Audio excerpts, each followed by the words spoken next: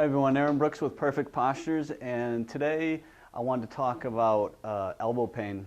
Reason being is now that the warmer weather's coming, we have a lot more clients playing tennis and golf.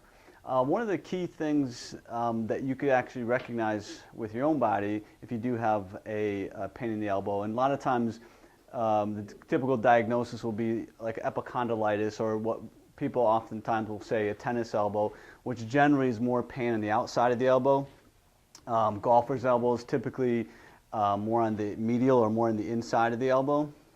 But one of the things is, if you were diagnosed having that condition or one of those conditions, a lot of times there's a mechanical factor.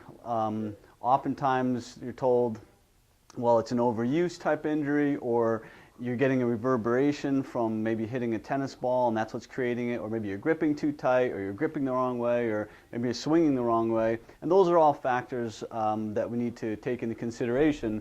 However, there's one key thing that when you're looking at mechanics, you want to look at two things. One, you want to look at your shoulder height, and then two, you want to look at your hand and forearm placement. And what I mean by that is typically you're either going to see one shoulder that's lower. So if you look in the mirror, you actually see one hand hanging lower than the other, or you may see one shoulder lower or depressed on that side. The other thing again is that rotation of your hand and your forearm. And typically what you're going to see is you're going to see one hand typically turned in, and usually it's on the symptomatic side where your pain is that you'll see that turned in. So just kind of take a few steps in front of the mirror, just wherever you stand naturally, just stand there, and then just kind of take a look at the hands and look at the shoulder. If you see those, then when you're looking at it from a biomechanical standpoint, that is the reason why you have elbow pain, which again is like epicondylitis.